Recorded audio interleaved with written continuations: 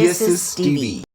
Hi, welcome to SSTV. ఈ రోజు big boss episode లో ఏం జరిగిందో తెలుసుకుందాం. ఫైర్ స్టోమ్ అంటూ వైల్డ్ కార్డ్ ఎంట్రీస్ 6 ఏకంగా ఇంట్లోకి వచ్చేసారు.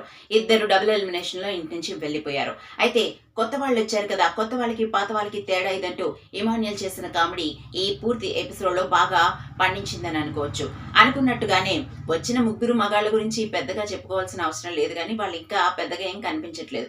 ఒకరికి గౌరవ్కి తెలుగు రాదు, ఇంకొక శ్రీనివాస్ సాయి అక్కడక్కడ కనిపిస్తున్నాడు, ఇంకా 3వ వ్యక్తి నిఖిల్ ఏదో కొంచెం మాట్లాడుతున్నాడు. ఎందుకంటే సీరియల్ యాక్టర్ కాబట్టి తనకి సీరియల్ యాక్టర్స్ తెలుసు కాబట్టి, తనుజ కొంచెం తనకి బాగా తెలుసు కాబట్టి తనుజతో తను మింగిల్ అయ్యాడు.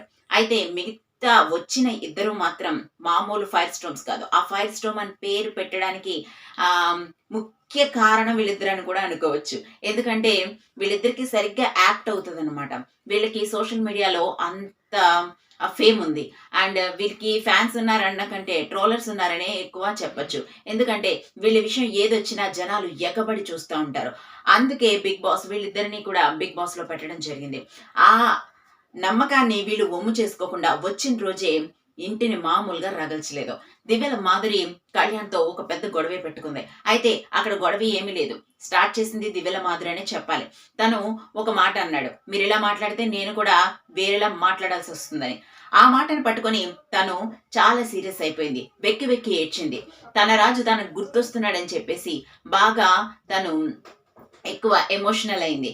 అక్కడ జరిగిన విషయం ఏంటంటే, అక్కడ బ్రేక్ఫాస్ట్ కి లేట్ అయిపోతుంది కాబట్టి త్వరగా వండాలి. ఆ విషయాన్ని ఆవిడకి కన్వే చేద్దాం, రేపు నుంచి త్వరగా స్టార్ట్ చేయండి అని చెప్పడానికి కన్వే చేద్దామని ఇక్కడ దివ్య మరియు కళ్యాణ్ మాట్లాడుకొని ఆమెను పిలుద్దామని చెప్పేసి పిలిచారు. అయితే ఆవిడ మాత్రం కూర్చోండి ఒకసారి మాట్లాడతాను మేడం అని కళ్యాణ్ అంటే, ఏ నుంచుంటే మాట్లాడవా, కూర్చుంటేనే మాట్లాడతావా అని ఇలా వ్యంగ్యంగా మాట్లాడింది. ఇలా మాట్లాడినప్పుడు ఎవరన్నా ఆ విషయాన్ని ఎలా తీసుకుంటారో చెప్పండి. వెంటనే కళ్యాణ్, నువ్వు తిన్నగా మాట్లాడని అనలేదు, ఏమన్నాడంటే మీరు ఇలా మాట్లాడితే నేను వేరేలా మాట్లాడాల్సి వస్తుందని గౌరవంగానే చెప్పాడు. అయితే ఆయన అలా అనడం ఏంటి కళ్యాణ్ అని చెప్పేసి ఆవిడ దాన్ని పెద్ద రచ్చ చేసింది.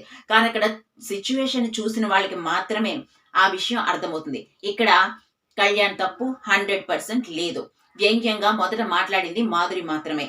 తను బయట ఎలా రెబలో లోపల కూడా రెబలే, తను కన్నింగ్ అని కూడా ఈ విషయంలో ప్రూవ్ చేసుకుంది. అంతే కాదు, ఇక్కడ నేను ఎవరితోనూ బంధాలు పెట్టుకోను అని అన్నది కదా, పెట్టుకోదు. కానీ అక్కడ ఈ రోజు జరిగిన సిచ్యువేషన్ లో కూడా ఆమెకి తనుజ ప్యాంపర్ చేయడం, సపోర్ట్ చేయడం ఇవన్నీ చేసింది. అయితే తనుజకు కూడా ఫుల్ గా క్లారిటీ లేదు ఏం జరిగింది అనేది.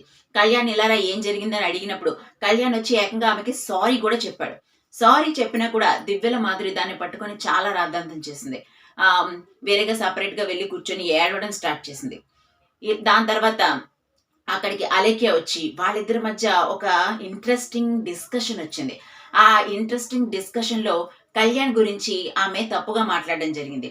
ఎందుకంటే ఆ రోజు శ్రీజ ప్రియా ఉన్నప్పుడు వాళ్ళిద్దరిని ప్యాంపర్ చేస్తూ ఆ అబ్బాయి ఎంతలా పట్టుకున్నాడు అంటే, ఈ థంబ్నెయిల్స్ ని వాటిని చూసి కూడా వీళ్ళు ఎక్కువ చేయొచ్చా.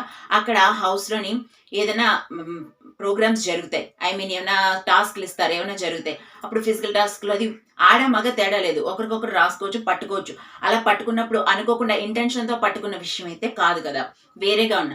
అయితే ఇక్కడ కళ్యాణ్ ప్రియాతో వీళ్ళతో మాట్లాడుతున్నప్పుడు అదేమి టాస్క్ కాదు, వాళ్ళు నార్మల్ గా బెడ్ మీద కూర్చొని నార్మల్ డిస్కషన్ లోనే ఉన్నారు. కానీ వాళ్ళ అగ్ని పరీక్ష నుంచి తెలుసు కదా, వీళ్ళు friends. First of all Priya Kalyan కన్నా పెద్దది, తనని తమ్ముడుగానే చిన్నపిల్లడుగానే చూస్తుంది. శ్రీజ కళ్యాణ్ చాలా క్లోజ్ ఫ్రెండ్స్.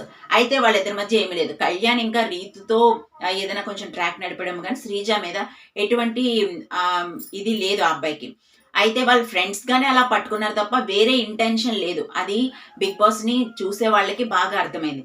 మాట్లాడడం జరిగింది, ఆమె రెడీ అయింది, తర్వాత ఈ డిస్కషన్స్ అంతా అయిపోయాయి. తర్వాత పప్పు తక్కువ ఉంది, మీరు మధ్యాహ్నానికి అందరికీ సరిపోయేలా వండండి అని చెప్పి రమ్య వచ్చి చెప్పింది. దానికి మళ్ళీ ఈ దివ్యల మాదిరి ఏం చెప్పిందంటే, బకెట్ నీళ్లు పోస్తాం అప్పుడు అందరికీ సరిపోతుంది అని చెప్పేసి అన్నది.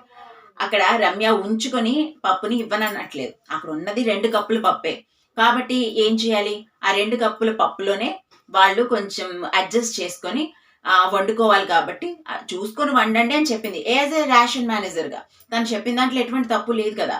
కానీ దాన్ని కూడా దివ్యల మాదిరి బాబు బకెట్ నీళ్ళు వేస్తామని చెప్పింది. ఇప్పుడు వెటకారంగా మాట్లాడకండి, నాతో వెటకారంగా మాట్లాడకండి అని కళ్యాణ్తో చెప్పినప్పుడు ఈవిడ ఎందరితోనూ ఎందుకు వెటకారంగా మాట్లాడాలి?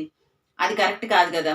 సో, వచ్చిన రోజే అంటే చాలామంది బయట సోషల్ మీడియాలో నెగటివిటీని తెచ్చుకొని లోపలికొచ్చిన తర్వాత వాళ్ళు చాలా సైలెంట్‌గా ఉంటారు. వాళ్ళు ఆహ్, అసలు కానే కాదు.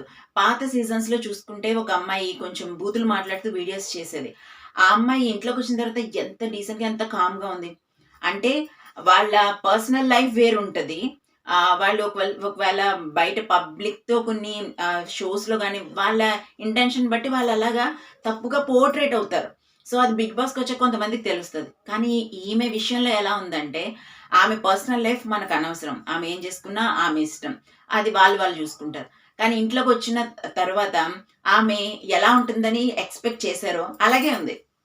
అసలు 1% కూడా తగ్గలేదు. ఈమె ఎలాంటి కంటెంట్ క్రియేట్ చేస్తదో అని ఎక్స్‌పెక్ట్ చేశారు. ఈవెన్ రమ్య గూడా ఎలాంటి కంటెంట్ క్రియేట్ చేస్తారని ఎక్స్‌పెక్ట్ చేశారో, దానికి తగ్గట్టుగానే వీళ్ళున్నారని ఫస్ట్ ఎపిసోడ్‌లోనే అందరికి అర్థమయ్యేలా చేస్తున్నారు వీళ్ళిద్దరూ. ఎనీవేస్ మరిన్ని ఇంట్రెస్టింగ్ అప్డేట్స్ కోసం చూస్తూనే ఉండండి. SS TV. Like, share, subscribe.